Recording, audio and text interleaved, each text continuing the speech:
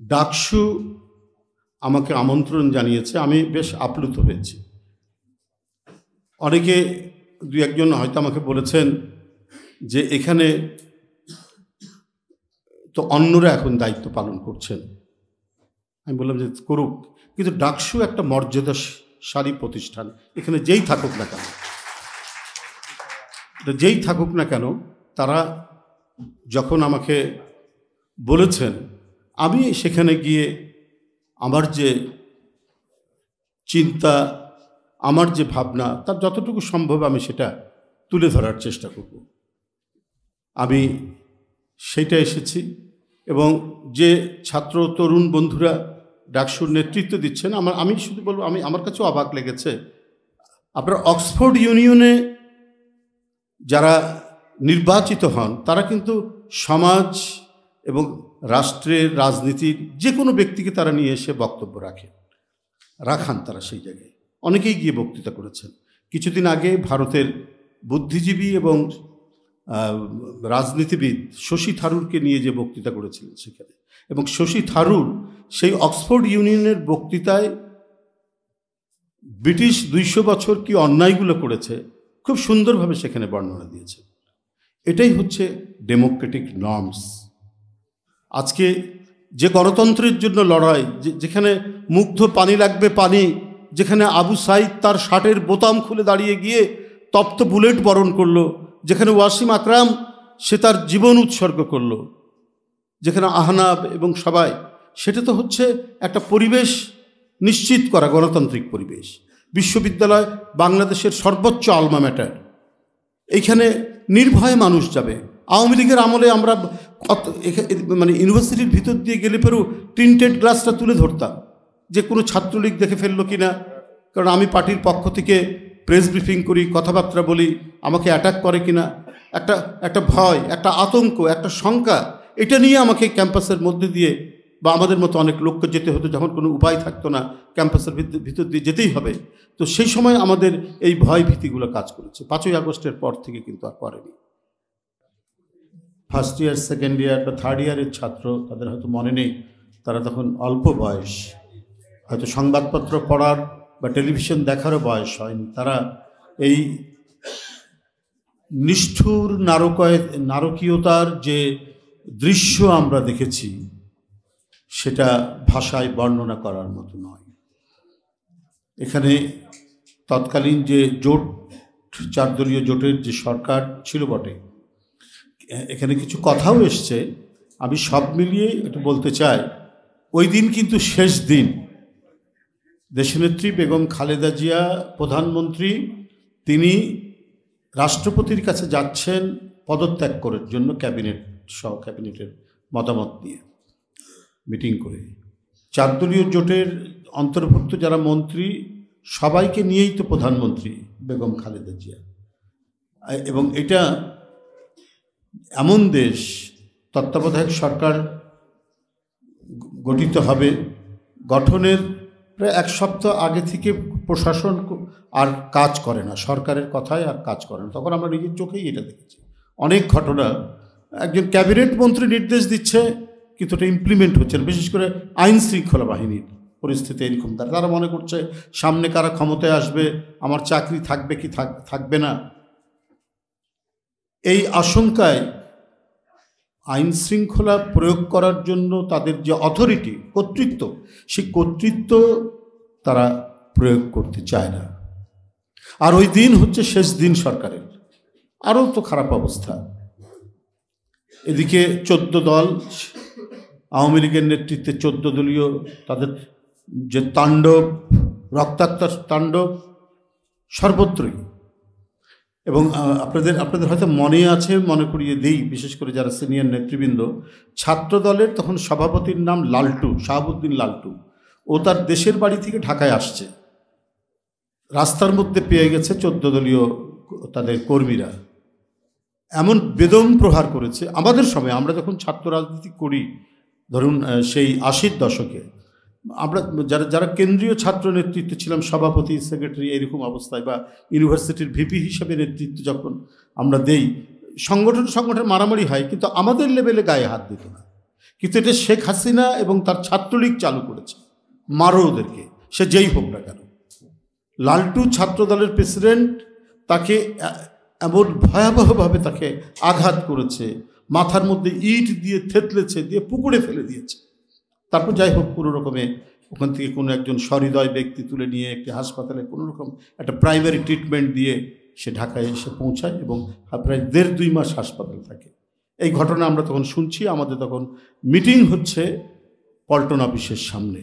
কি হবে, কি ঘটনা আমরা কিছু বুঝতে পারছি না। এমন সময় পদত্যাগপত্র দিয়ে প্রধানমন্ত্রী আসলেন আমাদের এখানে, এবং এরই মধ্যে তখন 3টা 3:30 হবে, জামাতে ইসলামের মিটিং শুরু হয়ে গেছে বাইতুল মোকাররমের উত্তর গেটে। আমরা ঘটনা শুনছি, টিয়ার গ্যাসের শব্দ শুনছি, বোমাবাজির শব্দ শুনছি। এমন একটা অবস্থা, মানে কে কাকে ওই সময় এগিয়ে যাবে সেই প্রস্তুতিও মনে হয় না এরকম। আর তাদের এই চলমান আন্দোলনের মধ্যে দেশে মানে হরতালের পর হরতাল, 2 দিন হরতাল, 3 দিন হরতাল, একটা বিচ্ছিন্নতা চারিদিকে। এর মধ্যে ম্যাডাম এসে আসলেন, আস্তে আস্তে লোকজন জমায়েত হতে শুরু করলো, মিটিং শুরু হলো। জামাতের অফিসিয়াল ওয়েব পেজ আমি পড়ছিলাম, দেখলাম যে ঠিক যখন তাণ্ডব শেষ পর্যায়ে তারপরে ওনাকে খবর দেওয়া হলো, জামাতের নেতৃবৃন্দের কাছ থেকে খবর দেওয়া হলো যে এইরকম রক্তাক্ত ঘটনা ঘটেছে, পাশবিক নির্মমতায় হত্যা করে সে লাশের উপর নৃত্য করছে 14 দলীয় জেটের নেতারা। সব শুনে তিনি সাথে সাথে যখন দেখছে যে পুলিশ কোনো কথা শুনছে না, র্যাব কোনো কথা শুনছে না, তখন উনি বিডিআরকে বললেন এবং বিডিআর তখন মুভ করে, বিডিআর একটা দায়িত্ব পালন করে। তখন ঘটনা, রক্তাক্ত ঘটনা অনেক ঘটে গেছে আর কি। এটা জামাতের মানে অফিসিয়াল ওয়েব পেজে আমি টোটাল ঘটনার যে বিবরণ আছে সেখানটা আমরা দেখেছি। তো সুতরাং বিষয়টা হচ্ছে ওই দিনটি এমন একটি দিন যে দিনটি কে কাকে কোথায় কীভাবে গিয়ে আসবে কোনো নামে মাত্র সরকার আর কয়েক ঘন্টার মধ্যে পদত্যাগ করছে, প্রশাসন কেউ কোনো কথা শুনছে না। এই সুযোগটা নিয়েছে শেখ হাসিনা। শেখ হাসিনার প্রথম ফ্যাসিবাদের বহিঃপ্রকাশ হচ্ছে 28শে অক্টোবরের ঘটনা। এর মর্মান্তিকতা, এই নিষ্ঠুরতা গোটা বিশ্ব বিবেককে নাড়া দিয়েছে। নিঃসন্দেহে সারা বাংলাদেশের মানুষ একেবারে বিস্মিত হয়েছে, বেদনায় হতবাক হয়েছে। এভাবে মানুষ মানুষকে মারতে পারে? হ্যাঁ, 2 দলের মধ্যে অনেক সময় সংঘাত হয়, নানা ঘটনায় হয়তো মানে বেকায়দায় লেগে গেলে পরে দুর্ঘটনা, বড় দুর্ঘটনা হতে পারে, এটা হয়েছে অতীতে। কিন্তু ঠান্ডা মাথায় আঘাত করার পর মাটিতে শুয়ে পড়েছে, তারপর তার উপর চলছে আপনার নারকীয় নৃত্যের উল্লাস। এ কি ভয়াবহতা! সারা বিশ্ব প্রতিবাদ করেছে, বাংলাদেশের সমগ্র মানুষ। জাতিসংঘের মহাসচিব, আপনাদের মনে আছে কিনা, জাতিসংঘের মহাসচিব কিন্তু এটা করেছেন, প্রতিবাদ করেছেন এই ঘটনায়। এই তো গেল একটি মানে মর্মান্তিক ঘটনা। তারপরে তো ওরাই ক্ষমতা, নানা আপনারা সবাই জানেন আন্তর্জাতিক মাস্টার প্ল্যান তো আগে থেকেই চলছে, এটা তো নতুন বিষয় না। আপনার 2005 সালে আমেরিকার অ্যাম্বাসেডার বলছে সব কিছু ঠিকঠাক করুন, না হলে তৃতীয় পক্ষ আসবে। তো উনি কী করে জানলেন তৃতীয় পক্ষ আসবে? কেন তার মনের মধ্যে এই জিনিসটা হলো? কেন জঙ্গিবাদের হঠাৎ করে উত্থান শুরু হলো এবং সেটা ক্রমাগতভাবে 4 দলীয় জোটের সরকারের উপর ব্লেম দেওয়া হচ্ছে? একের পর ডক্টর হুমায়ুন আজাদ আঘাতপ্রাপ্ত হলেন, সরাসরি অভিযোগ উত্থাপন করে দিলেন, তদন্ত হলো না, এর অন্য কোনো যে আইনি প্রক্রিয়া শেষ হলো না, জামাতের নেতৃবৃন্দের বিরুদ্ধে আপনার অভিযোগ দেওয়া শুরু করলো এবং বিভিন্ন ইউরোপিয়ান নেতৃবৃন্দ এবং যারা প্রতিনিধিত্ব করেন তাদেরকে ডেকে ডেকে নিয়ে এসে যেখানে বাংলা ভাইয়ের অভ্যন্তরে, আমার মনে আছে রাজশাহী বিশ্ববিদ্যালয়ের মেহেরচণ্ডী ওইদিকে, ওইখানে স্বয়ং বিদেশি কূটনীতিকরা যে বলছেন যে এইসব জায়গাগুলো হচ্ছে কি বলে যে এখানে জঙ্গিবাদের উৎপত্তি হচ্ছে।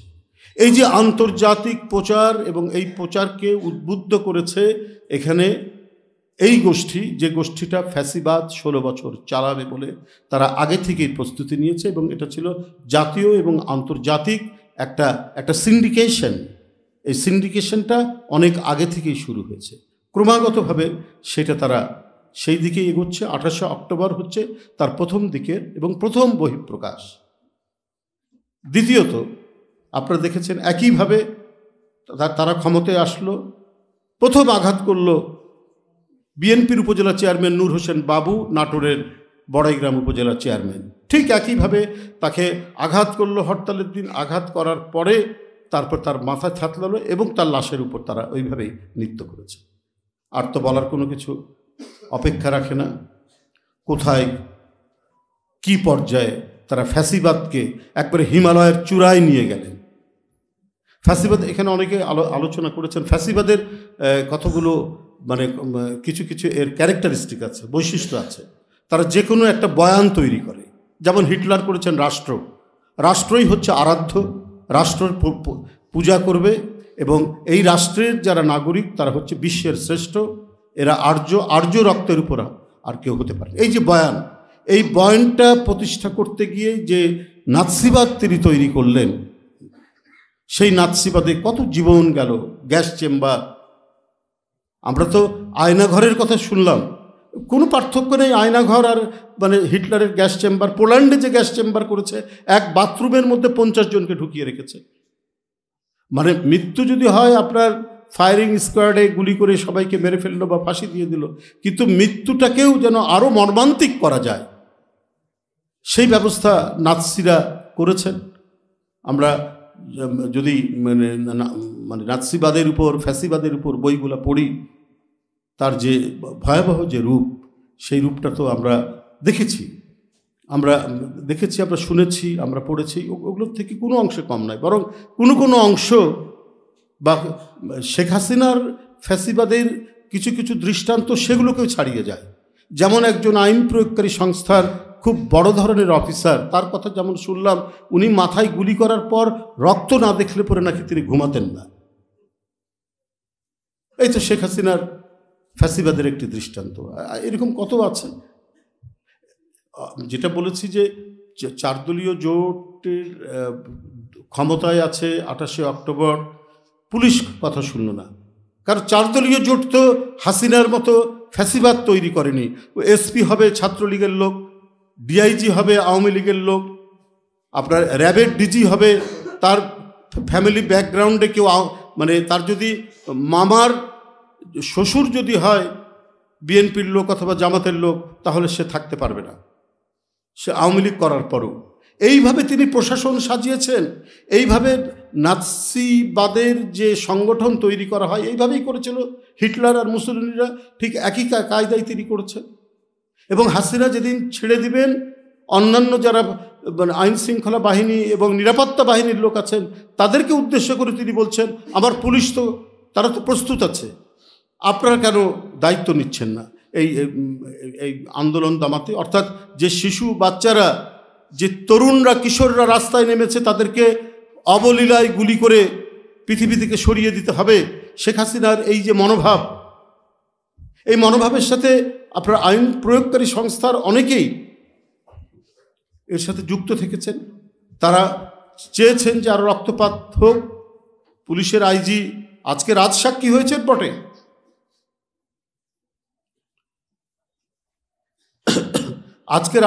হয়েছেন বটে, কিন্তু তিনি তো প্রস্তুত ছিলেন শেখ হাসিনার ভাষ্য অনুযায়ী যে আন্দোলন দমাতে প্রয়োজনে একেবারে ব্যাপকভাবে তিনি গুলি ছুড়বেন। তাই বন্ধুরা, আমি আজকের যে 28শে অক্টোবর নিয়ে ডাকসু যে আলোচনা সভার আয়োজন করেছে, এই 28শে অক্টোবর সত্যিকার অর্থেই ফ্যাসিবাদ যে তৈরি হবে তার প্রথম আলামত হিসাবেই আমরা সেইটা দেখছি। আমরা সেই দেখাটা আরও বিস্তৃতভাবে, ব্যাপকভাবে আমরা দেখলাম মানে 15 বছর 16 বছর ধরে। আমি শুধু একটি বিষয় আপনাদের সামনে একটু কথা বলতে চাই, যে আজকে